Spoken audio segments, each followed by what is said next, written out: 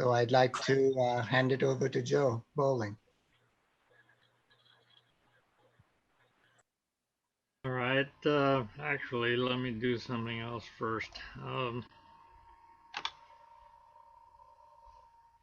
One of the things we're going to be talking about is the microscopic detail of paper money.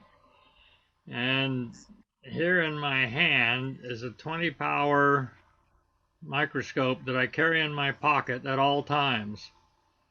And 20 power is what you need when you're trying to distinguish between lithography and letterpress, or between intaglio and lithography and letterpress.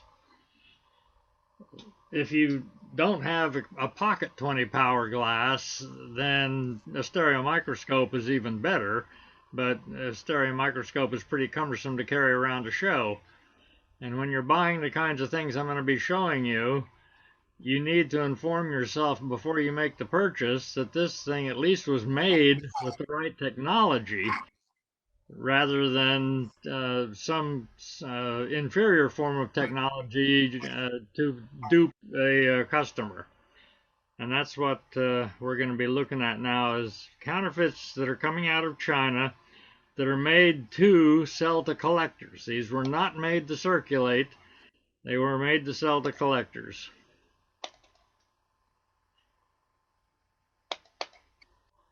Okay, can everybody see that?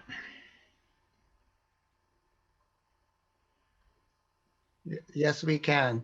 I don't have any text slides. I'm going to be working strictly with illustrations of the actual notes, and I'm using Windows Photo Viewer because it allows me to do this kind of work with the images.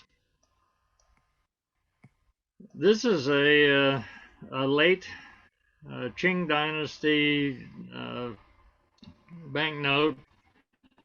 What's the date on this? This is 1858, I believe. This is not an original piece. And one way that you can tell that this is not an original piece is by looking at the detail at the bottom. You have two waves striking in parallel on this side. And on this side, you have two waves fighting each other. That's the replica. Now, that's not the only way that you can distinguish replicas of these notes. There are replicas that don't have the fighting waves, and there are no genuine ones that have the fighting waves, but there are plenty of other replicas out there. But these are fairly common in the market, and most people don't understand that this is a naked eye diagnostic. You don't need 20 power to look at that one. So if you're looking to buy one of these pieces, check those two corners first, and if you find them in that kind of a conflict, then that's not a note that you want. Now, if they happen to have a better design that doesn't have that little diagnostic in it, then you start to look at the interaction of the inks with the paper. These notes are 160 years old. This ink that was used to stamp these images is a very greasy ink. It's a waxy type of ink on a large, say 3 inches across disc, upon which you push down the stamp, and then you transfer the stamp over to the note. In 160 years, that ink starts to go through the paper. This is a genuine piece here. You can see the grease marks behind the characters. You can see the grease moving out away from the image into the paper. And this is even more obvious on the back of the note, that you can see the grease coming through the paper. On the replica note, you have only the barest shadow of the red showing through from the other side. Not at all the same. So, the second thing you do after you've looked at those two bottom corners is flip the note over and see what it looks like on the back. And if it looks pretty clean, Just because it has a lot of writing on it doesn't necessarily make it good. These notes were often heavily endorsed, and you had a lot of writing on the back, transferring from one person to another. So you can't go by that, but you can certainly use this kind of evidence. All right, let's move up to a little more modern period. This is the Bank of Taiwan, a 5 yen gold note. The genuine note is intaglio on watermark paper. This replica, which is still in the market, the first one of these I ever bought was in 1974, and it was sent to me as a specimen. Over here on the right-hand side, you've got the two characters Mihon for specimen. And I looked at it and said, well, this is clearly not watermarked. That's plain paper. And I didn't know anything about 20 power magnification at that point. Well, that's not quite true, but I'd never used it on paper. I'd only used it on Oriental coins. But I could tell that it was not intaglio as well. You can see the detail in the feathers here and the lack of detail here, and many other places that you could look at this and see it's not intaglio.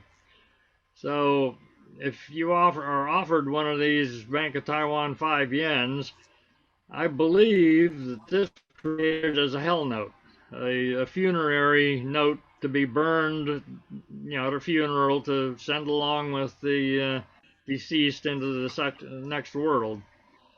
I don't know that for sure, but that's the most logical thing that I can think of why it exists. Now here's an outright fantasy. During World War II, once the Japanese had taken Nanking,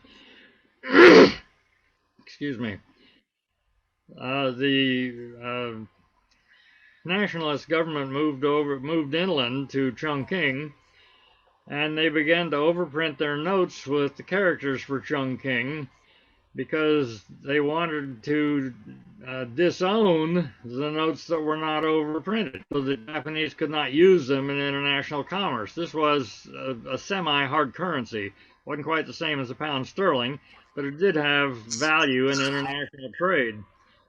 So in order to control the redemption of these, they said we're only going to accept the ones that are now showing our new seat of government.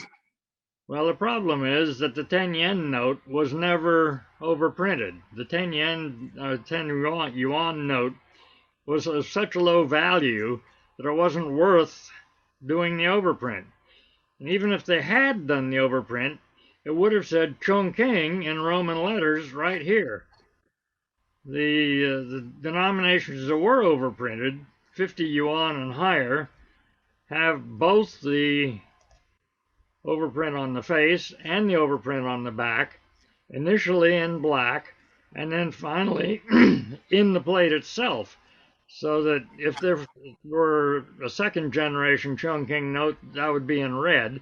It would not be in black on either side. But this is a fantasy which is currently in the market. It never existed in the period.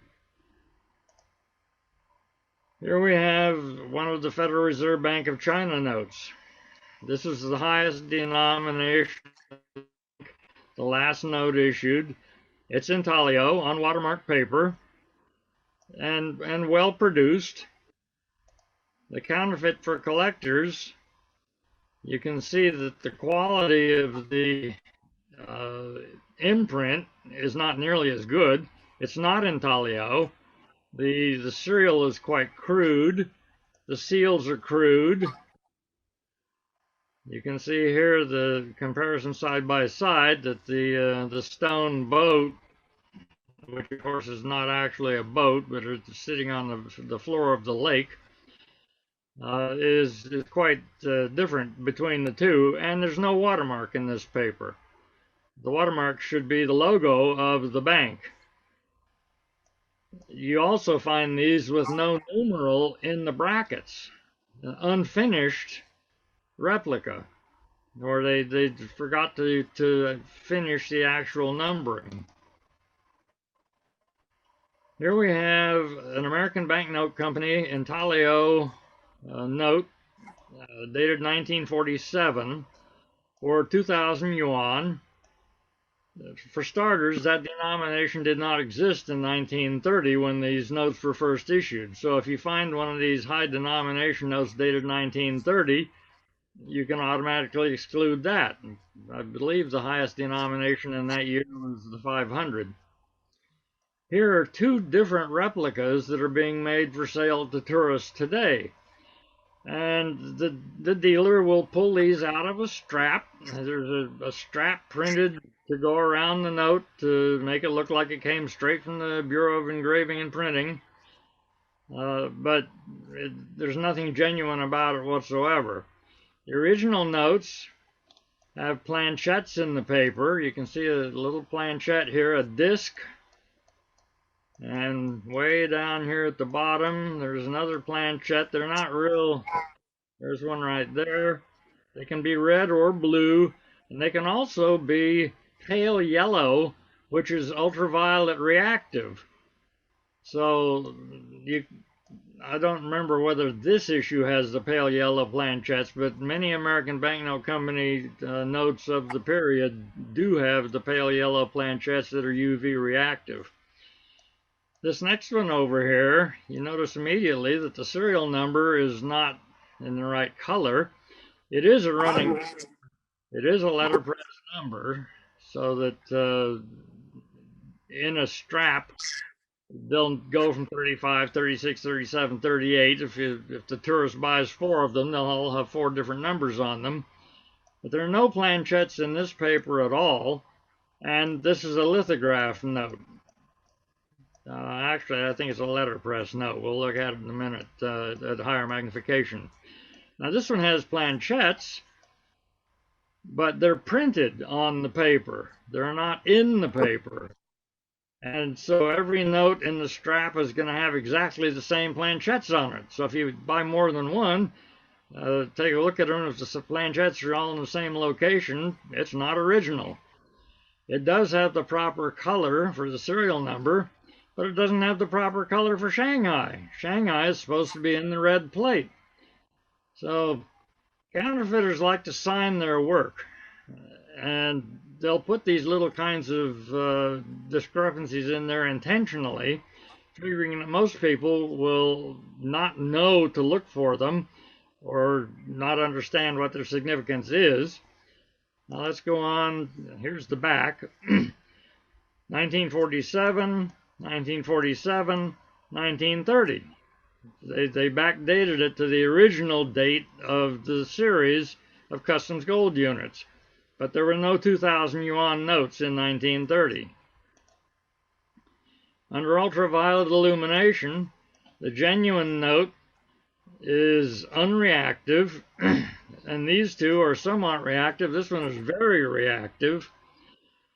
That's what happens when you print replica notes on modern paper that has brighteners in it. Brighteners that are chemically mixed in with the paper to make it look more white than it would be if it didn't have the brighteners.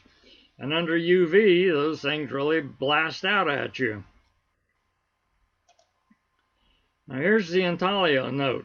And you can see the ink raised from the surface of the note. And there's that planchette, and the planchette actually has silk threads in the plastic. So you have a security feature in the planchette itself. The planchette is buried mostly within the paper pulp. When the paper was made, a little bit is poking out through the paper, and that's where we're seeing the threads. This piece, this is the second piece, this is letterpress. These ridges along the edges of these straight lines, and there may be some other places where we could find them, those indicate that the thing is made from a die like a rubber stamp, except of course it's steel, and the ink is placed on it, and when the ink is pressed against, some of it squishes out to the edges. That's a diagnostic of a letterpress print. And you saw that this looks completely different from the intaglio that we looked at a second ago. Here's the third one that has the planchette, but it's the printed on planchette. Doesn't look at all the same. And again, it's not intaglio. This one is lithographed. There are no ridges along the edges. It's all perfectly flat and smooth. That's a lithograph note. But this is where you need your 20 power magnification, because you cannot see this with a 5 or 6 power loupe. You need to have the higher magnification in order to make these determinations, to find things like these ridges here. You can't see that with an ordinary loupe. Everybody loves Mao. There's Mao portrait notes that were created by the various communist banks leading up to the People's Bank. This one is the Northeast Bank, Tungpei. And this is a replica of this note. And we're going to be looking first at this area right down here, and then we're going to look at this leaf over here.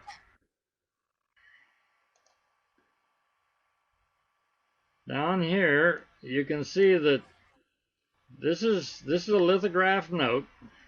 They were not high tech, and when they were printing these things, principally, well, these were a little bit later than the Long March. This is 1947, but they didn't have yet a high technology printing bureau. But you can see that this one looks very rough around the edges. Here's the original lithographed, and there's the replica. The reason it looks rough around the edges and has all these dots is because a screen was used to print this replica. I call this a screened note or a screened plate. Anytime you see this kind of a signature on a banknote, your antenna should go straight up, because there are very, very few banknotes that use a screened plate. The two I can think of are the Khmer Rouge, who didn't have any high quality production techniques, and one note from Lithuania that was a sort of an interim note, the commemorative note for two flyers who died in a transatlantic flight heading for Lithuania. These are two more replicas of this same note, and you can see that they both have the same serial number, 835023. Anytime you find that kind of a match, you know you don't have an original piece. Now, except for the Khmer Rouge. The Khmer Rouge did use, they only had like 5 or 6 legitimate serials for any one denomination, and they used them over and over again. So you have to use other technology in the Khmer Rouge notes to separate them. Now we're up to the People's Bank of China. The 1948 and 1949 issues of the People's Bank were mostly lithographed, which is very easy to replicate. A few were letterpress, a few more high denominations were intaglio, but mostly they were lithographed. So here you're looking for things like the paper. Does it have a watermark, or does it have silk threads? Or the serial number. Is it in fact a letterpress serial number? You can't have a lithographed serial number on a banknote if you want to have running numbers, because every number is going to have every note is going to have the same number on it. To use running numbers, you have to have a letterpress technology. Well, in this particular case, the genuine note has a watermark. You see these parallel wavy lines. Most of the People's Bank notes of 48 and 49 do not have watermarks, but a few do, and this is one where that is the diagnostic that you use to distinguish this particular note. Now you see that these are really low-grade notes. Well, the point in my collecting is if I've got a low-grade counterfeit, I want a low-grade original so that you can see that even a junky-looking note can still be distinguished from a junky-looking replica. And when we get down to the seals on these notes, a genuine seal is usually letterpress, and you can see the ridges around the corner of this seal. That's the genuine seal. Here's the genuine seal, and you can see that its ink color, which is orange, I'm not sure what color you're seeing on your screen, is different from the ink color of the main plate. This is a more red color. These two should not be the same. On a replica, they are the same.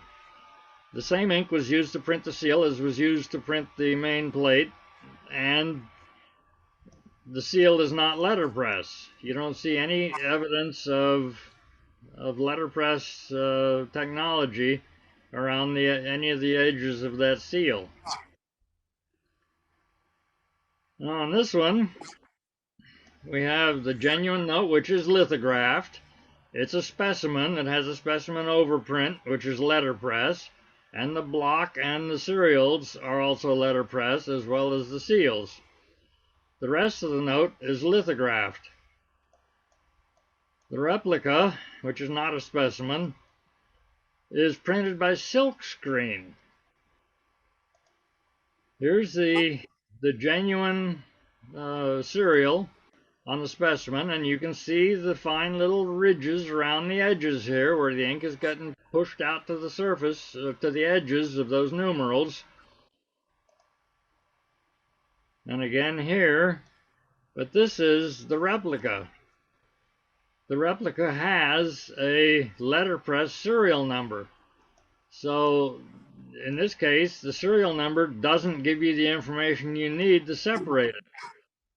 So we look at part of the plate. Here's the character Guo on the lithograph piece.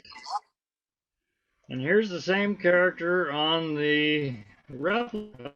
And look at all these little dots here. Now these dots are much larger than the dots you saw on the replica of the screened note. This is, as I said, silk screened. And when the ink was pushed through the fabric screen, it made a froth. When the froth dried, you had all these bubbles here. When the froth dried, the bubbles were left visible at 20 power. Now, this again, you're not going to see this with a 5 power or 6 power hand loop. You need the 20 power to look at this and see that this is not a lithographed note. You don't get that kind of a finish with lithography. Now this genuine note is letterpress. The genuine note was printed by the crudest printing technology that exists, the very first printing technology that was invented, which was letterpress. The replica is not letterpress. The replica is lithographed. Here's the original. You see the ridges along the edges here, indicating that it's a letterpress production. This one is a screened lithographed copy. Now, people will say, well, you know, my dad picked up these notes when he was working in Hong Kong in 1965. Well, all of these notes were demonetized in 1955, and immediately they started being produced for tourists. So the fact that the note has been in the family for 50 years does not mean that it's original. Here's the ultraviolet look at those two notes. The original paper, the People's Bank notes under a UV have a creamy appearance. They're not nearly what you have with today's paper under UV. Today's paper under UV can be a deep violet, quite quite dark looking note.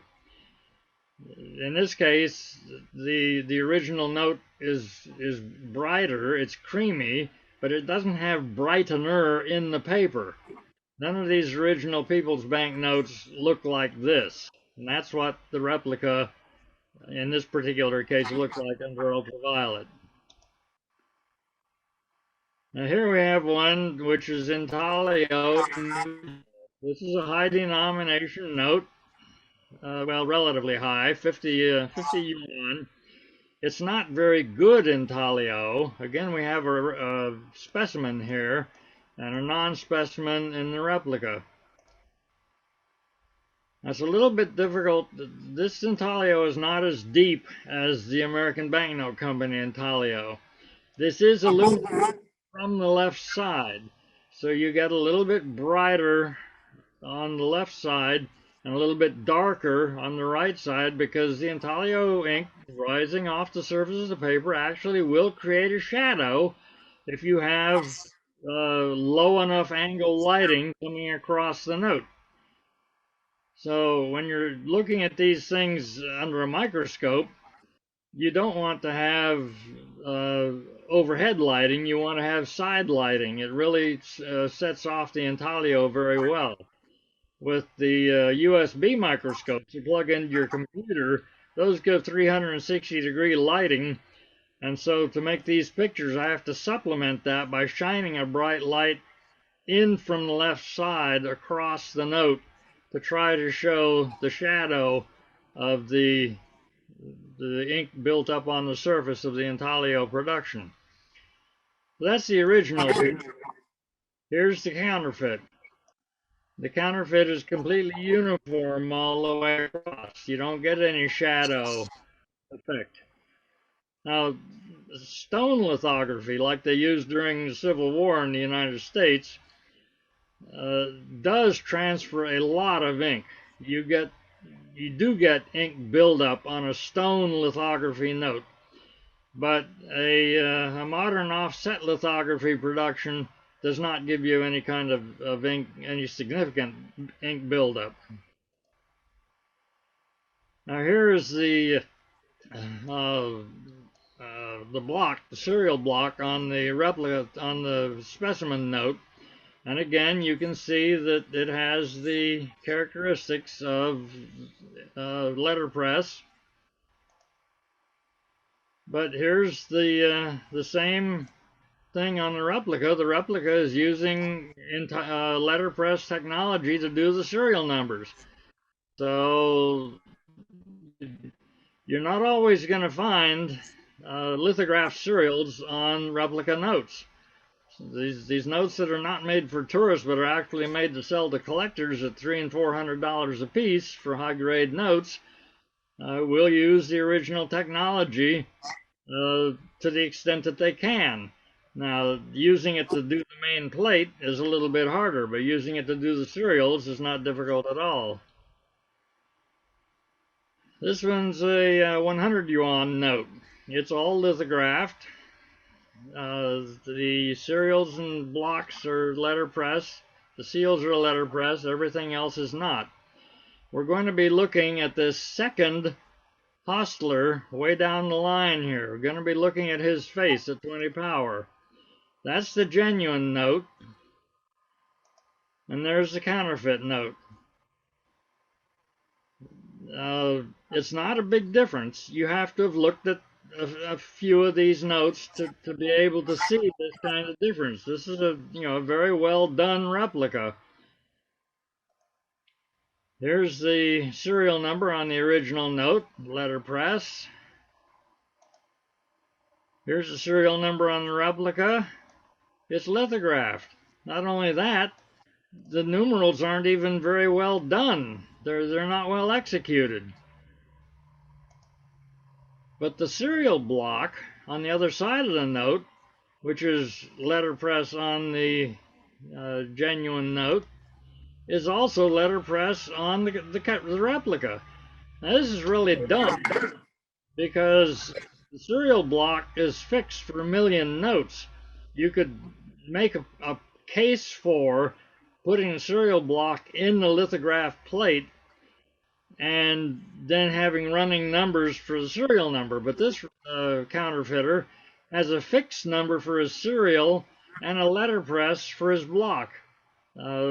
Completely opposite to what you would expect to be done in a genuine original. Now here we have another one which is intaglio, 200 Yuan note. There's the intaglio genuine. And there's the lithograph replica. You can see that all this tint in the background here has all been replicated as well. They do a very good job of separating out all the different minor colors and reproducing them. There's the serial number on the genuine. All right, let me look at, I'm sorry, that's the serial number on the replica. So in this case, the replica is using letterpress numbers. So your discriminator on this is the fact that the replica is not intaglio.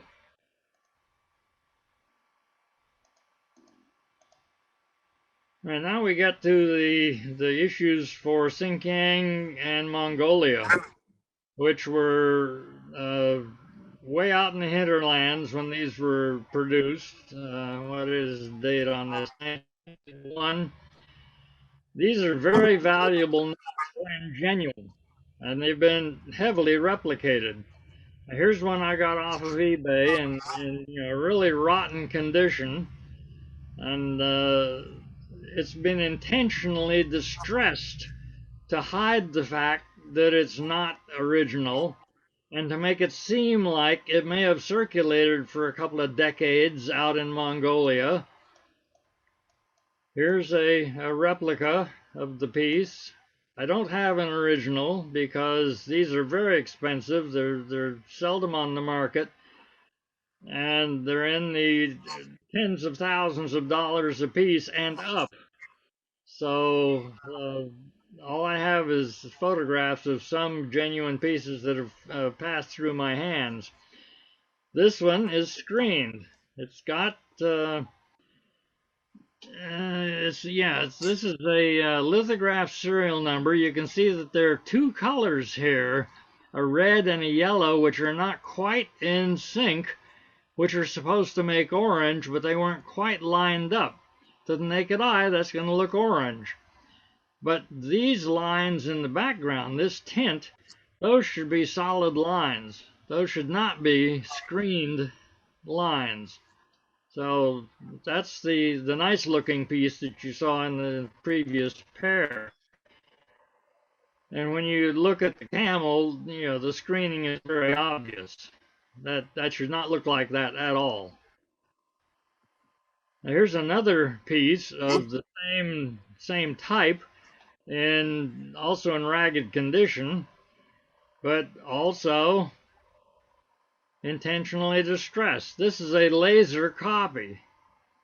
This is laser toner. When we blow it up here, all these little blue speckles out here, that's laser toner that got separated from the main image and printed where it's not supposed to be. Usually you find both blue and red speckles out on those edges.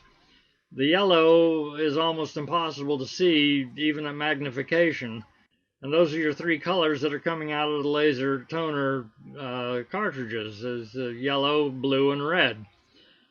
But anytime you find this kind of evidence at 20 power, that's a note you don't want to buy.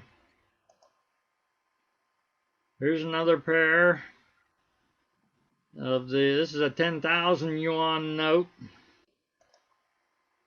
You can see the screening and the tints, and the screening even in the serial numbers themselves.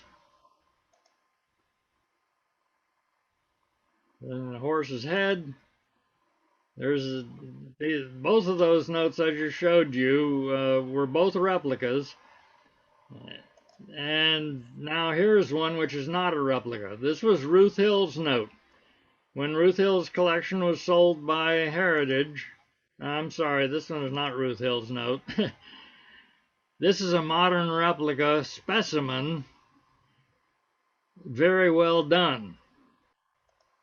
It's not screened. It's line lithography. And that's the fact. But we're going to look at, in a couple of seconds, this blue tint in the background. They got the blue tint wrong, and they also got some of the seals wrong. Okay, now here we have the Ruth Waldron Hill note. This was the best condition that she could get when she was collecting. These notes were very hard to find, and she probably bought this in the 1960s from a reputable Chinese dealer.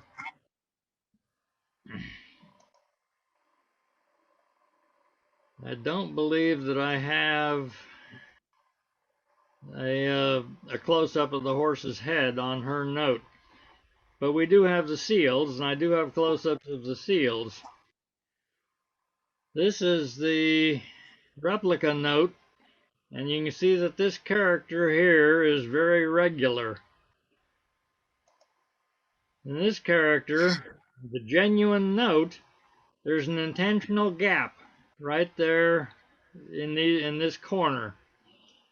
These notes were mostly lithographed. A couple of these outplanned notes were intaglio, but I believe the original on this is, yeah, this is a lithograph note.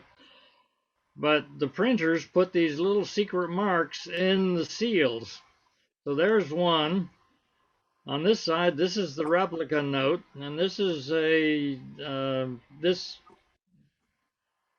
you saw her a few seconds ago that this was open on a genuine note, but they do come this way as well. The genuine seal can have that closed corner, but in this case, the genuine note does not have the closed corner. Now, these secret marks have now become known to the replicators, and they've fixed their seals. So you can't always rely on these anymore to separate the notes. But it's just examples of the kinds of detail you have to be aware of when you're looking to buy one of these pieces. Now, if we look at this tint here, you can see that the tint has points that go down. It's rounded on the upside and pointed on the bottom side, each of these lines on both sides.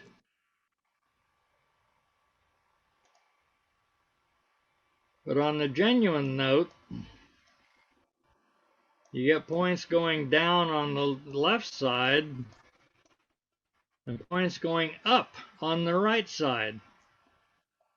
And in the replica,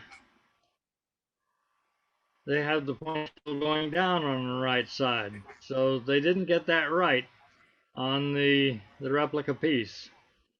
And again, you know, as these notes have gotten, the copies have gotten more sophisticated, they fix that now. I don't have an example of one of those to show you, but okay. Now we're getting to the really modern People's Bank stuff. Well, more modern. This is 1959, or 53. This is a fantasy specimen. It's got specimen markings placed on a note which had originally only the 3 Roman numeral block. These notes started out with 3 Roman numerals and 7 Arabic numerals or Western numerals. In an organization like the ONS, calling those Arabic can get to be confusing. They then went to only the block, dropping off all of the numbers because the face value is so low. So this fabricator has put specimen markings on here and placed zeros in front of what should have been just a three Roman numeral block. There's an example of the original and the later version on the 5 Fen note. Now, this original note with a full serial number is worth over $100. This one down here is worth a few cents. So it's worth your while to figure out a way to make one of these look like one of those. And that's what this counterfeiter has done. Switch here. All right, there's the original note up there. And here's an altered note. The note is genuine, but the serial block has been removed by shaving paper off of the original note and then adding new paper by cutting out little bits and pieces of a junk note. You see this straight line going up here and this straight line coming down here? That's where some paper has been removed and replaced. And you see how these tint lines do not exactly line up with each other? You need magnification to see that. That's not a naked eye diagnostic. A little bit farther over, we've got another line coming up here, and again, lines that don't align with each other. And more over here. After replacing all of that paper, first shaving off the paper that had the original Roman numeral and then replacing it with paper cut off of a different note, then the 7-digit serial number and 3 Roman block was printed over the what's now a clean piece of paper. This is on a light box, and you can see that there's no darkening here where paper was added because they shaved the paper off and shaved down the paper that got glued on, so you don't get any doubling of paper, but you can still see these lines here where paper was cut away and replaced. These are very deceptive counterfeits and well worth the time that it takes to make one because of the greatly increased value in the collector market.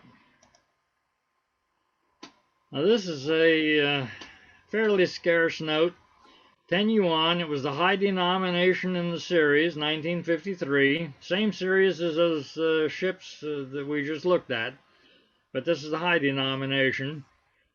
It's intaglio. It's on watermark paper. There's a watermark over here of the seal of the state of the People's Republic. There's the original intaglio. There's one replica, and you can see that it just doesn't look quite as lifelike as the original. There's a different replica, both lithographed,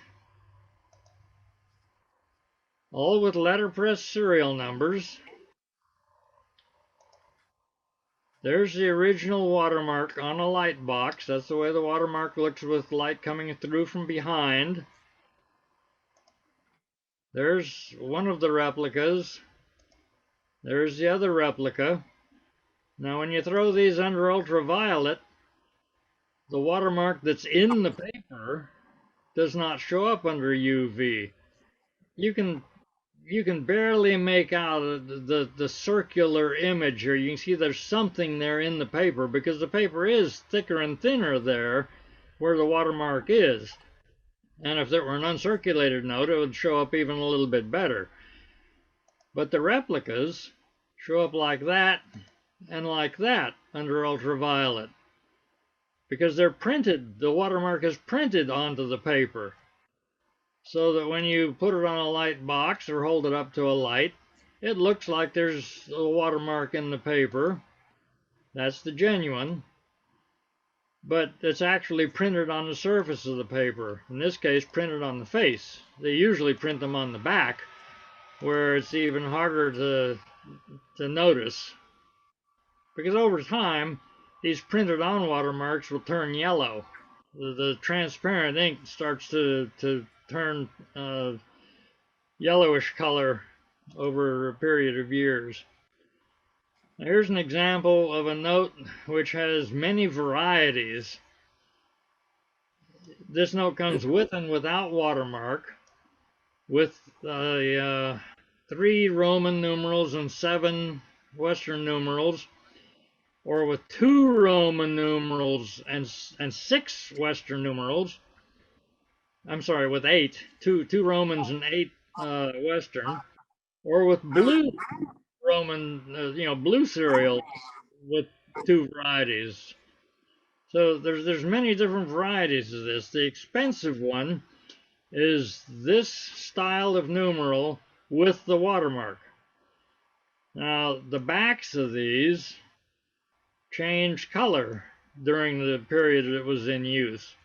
Here you have a progressive tint running from green to brown to green, and you can see that that's actually, the ink is changing color as it goes across the paper. That's a security press. You can't print that on your local job shop where you get your church flyers printed. But then they went to this style, which had a solid brown all the way across, with the progressive tint being in the background here, going from orange to pink and back out to orange.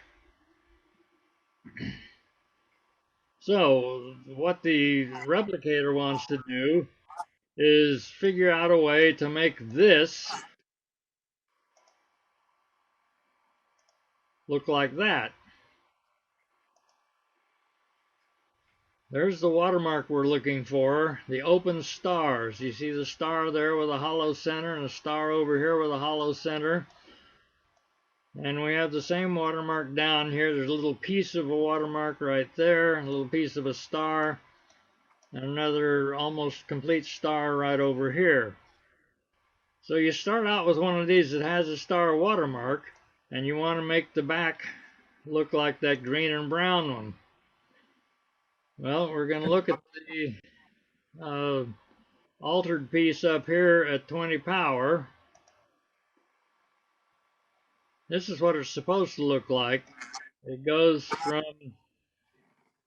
green to brown, merging from green into brown, and then brown, then solid brown all the way across until it turns green again at the other end. Now here's the altered note.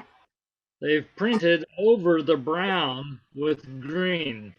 You can see the brown is behind there, and they've printed over that with a green ink that's even got some glitter in it. I don't know what the purpose of that glitter was. And here, it's merging by decreasing the amount of green in steps and increasing the amount of brown printed over on top of each other. So this is not a true progressive inked plate.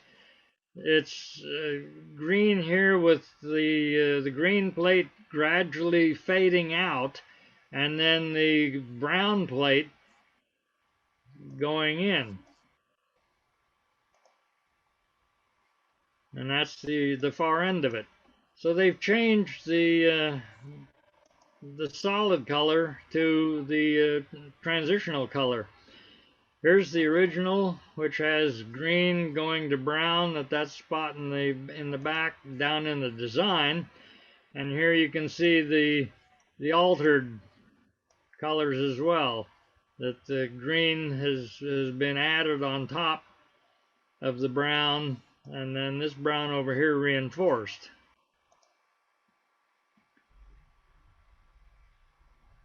All right, now this is a genuine note down here, but it started out as an error note. Down in here, you can see that it doesn't look quite right. And at 20 power, you can see why. Because it's been doctored. What should have been brown there, or what was originally brown, has been changed to green by pen and ink. They've gone over it and doctored the note. up here at the, now this is still down at the bottom. Again, doctored here and doctored here. This note started out as an error note. This transition from green to brown should be on a vertical line. And for some reason, when this note was printed, the transition came across like this. So they doctored this part down here to make it green all the way down instead of leaving it in the brown, which had the original way it had been printed. Why you would take a perfectly good error note, which usually has a higher value than an ordinary note, and doctor it like that is beyond me, except that in this case, this particular note, if it has the transitional back and the watermark and the long serial, the 3 Romans and 7 Westerns on the face, it's worth multiples of what the note without that has. So this is very strange. All right, here's a 1990 50 Yuan. It looks exactly like the 1980 50 Yuan, except for the date and the fact that they added a security strip right here, embedded metallic strip in the paper, and they added ultraviolet 50 in Wuxi, which means 50 in Chinese. I don't know which dialect, probably Mandarin. The 1980 dated note is worth much more than a 1990 dated note. So what they have done with these things is pull out the security strip. You can actually open the paper a tiny bit, grab it with a pair of pliers, and pull that note straight out of the paper. Pull the strip right out of the paper. What they can't do, and they can also, of course, change the date. It only takes, one change to backdate it by 10 years. But what they can't do, haven't been able to do, is eliminate the ultraviolet. The 1980 does not have the UV. Now, I don't have one of the altered notes that's been changed back to a 1980. I'm still looking for one. They're out there. I've handled them, but I haven't been able to buy one. Now, here we have a specimen set. This is the 4 or 5 denominations of this ethnic grouping set. Each note has representatives of different ethnic groups on the face, and the serial numbers are solid zeros with specimen markings on the right and left and down at the bottom. And what they're trying to do here now is turn these into, take genuine notes made for issue and convert them into specimens. So this is a fake specimen. You can see that the specimen set number is number 342. Here's what a genuine specimen marking should look like. It should be letterpress. You can see the ridges along the edge. You can see the dropouts. You get a trade-off in letterpress between insufficient inking and very bold edges. And here's another note, a genuine specimen showing the letterpress features of the overprint. Now here's the overprint that's on these fake specimens. You don't get very smooth edges at all, and you certainly get no ridges along the edges. These red markings have been applied by silkscreen. It's a silkscreen process to add the specimen markings. This should be printed in letterpress, and you can see how ragged it is on the back. This is part of the specimen marking on the back. This is more of the silkscreen markings. And here's what they did with the serial numbers. They scraped off the original serial. You can see all the damage to the paper. I can't see what the original number was there, what the numerals were originally, but the original numerals have been scraped away, and the new numerals applied again in silkscreen. The same silkscreen impression that created the specimen markings on the face of the note was used to create all zeros. There's the specimen number marking on the back, which is letterpress. So they're using some letterpress on this fake specimen. Now here's two more notes in the same set. Still number 342.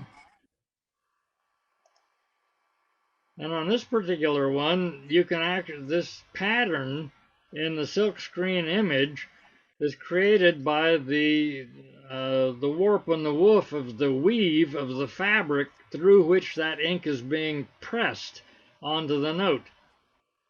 You don't get anything like that in a legitimate letterpress marking. That's a silkscreen marking. And in this case, they've used silkscreen for the specimen number, the 341. They haven't done it in letterpress on this note. They've done it in silkscreen. Same set. Now here where the numerals were scraped away, you've got a tint which is changing. It's a progressive tint like we've seen before. It's changing from violet to blue right at this point in the note. Well, in the process of scraping away the serial number, they scraped away some of that tint, so they tried to replace the tint, but they used the color which was not used on the original note at all. They've used blue to reproduce this variable tint. There's the silkscreen zeros.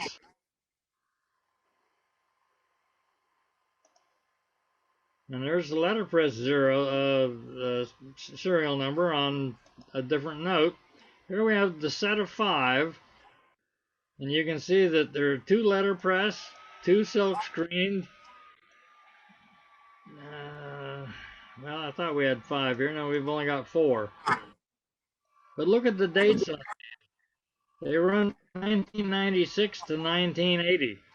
And we're supposed to believe that somebody saved specimens from 16 years ago to make a set all with the same serial number on them? Not very likely.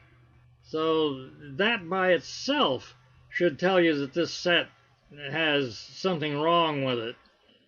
In addition to the fact that the fonts are different, the 20 power, all of this over here is all silk screened, and all the markings on the face are silk screened. Now here we have an example of one which was actually made to circulate. This is the original note up here. This is a counterfeit note down here. And after this, and these were running numbers. These were 58509, 685, 6, 7, 8, 9. But after these notes were publicized, the word got out, they scraped off the original counterfeit number. Let's get this lined up here. There's the RC 58509, and then looks like 532 for the last 3. So they took their own counterfeit note and altered the counterfeit note to put a completely different serial number on it so it wouldn't look anything like the serial number that had already been publicized, so they could continue to pass these notes. Okay. This is my last piece. This is a fantasy note. I already had this piece, and I had bought it as a fantasy, but this piece on eBay very beaten up, looked like they'd been circulated for quite a long time. So I went ahead and bought it. And this was back in the days when your username on eBay was visible. You could see who bought it. And a friend of mine in Germany who writes on Chinese notes emailed me and said, "All right, you bought the note I was trying to buy. Can you at least send me a picture of it, please?" And I said, "Well, yes, certainly. But look at all this damage on this note. This looks like it's been a circulated piece." And he said, "Absolutely not. That note never existed in real life. It's an outright fantasy. And all that damage has been put on there by the counterfeiter to make it look legitimate." That's the kind of stuff you have to be aware of. That's my last piece. Thank you very much, folks.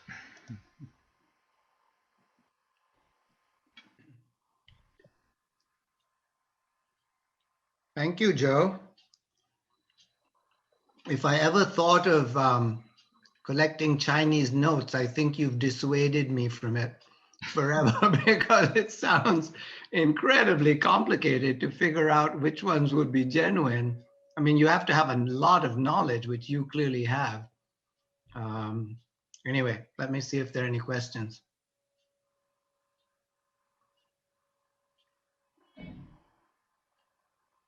Well, I see we've lost a lot of participants. We were at 40 a little while ago, and we stopped talking about fabricated metal discs, and they all went away. Well, not all. Some of us are still here. Not everyone. And yeah, I found it very interesting. Yeah, Yeah. we also found it very interesting. Very interesting. Yeah, wonderful, Joe. This is Professor Bhatia speaking. Hello, Ratapal. Hello. How So are nice you? to see you. Yeah, pleasure. Ucha bolo. Pleasure, I said, for me also. Yes.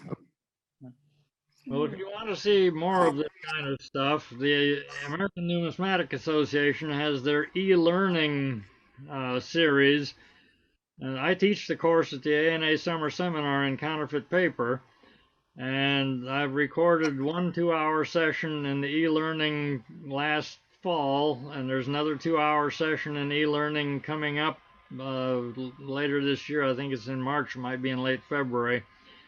Watch for those if you want to see some more of this. And if you're really a glutton for punishment, come out and take the course. It's a 4-day course, and you get to handle hundreds of these notes. I've got 4 bankers, well now 5 bankers boxes full of counterfeit and genuine note pairs, so that you can have a good and a bad note side by side.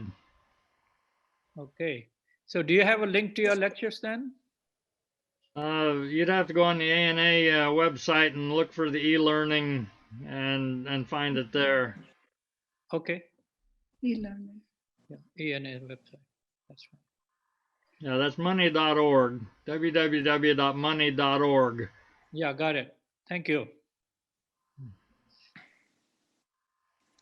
Okay, well then, thank you again to all I have the speakers. one question, if I could. Oh, yes, go ahead. Yeah, listening to your presentation on the Chinese notes makes me wonder just what I have in my collection of Chinese notes, most of which was acquired in China in the 1990s and early 2000. First decade of 2001, I used to do a lot of travel in China, and I bought a lot of Chinese notes, generally extremely cheaply. I mean, very inexpensively. So one question is there really money to be made by the counterfeiter? I guess if it's a totally counterfeit note, then if you can get $5 for a note, that's $5 from something that may have cost you, 50 cents to prepare. So maybe it still makes sense. But it makes me wonder what I have in my collection, because I have hundreds of notes of different varieties that I bought. They look to my naked eye without magnification, they look fine. But after hearing you, it's like, oh my God, I don't know what I have. Well, the 1948 and 49 People's Bank notes have been heavily replicated for several decades now. So if you bought them as a pseudo-tourist in China, you probably were buying replicas. Don't ever. Most of the things I have are from the Republican era. They're really the Republican era. Okay, well, a lot of those are still around and they're very cheap and they're legitimate. You know, they're American banknote and national banknote and security banknote products. But a lot of them have also been replicated. I have a big stack of replicas of all kinds of notes, which all should be intaglio and none of which are. They're generally quite dark looking. I don't know why these replicas on those series, those 1930s and 40s series, are so dark. But if you've seen the genuine note several times and you look at one of these, you immediately are put off by it. Well, at some point I'll have to retain you to go through my collection and tell me what it is I've got, but I'm not sure I want to hear the answer. I'm in Indianapolis. Okay. Yes. Thank you. Sure. Right.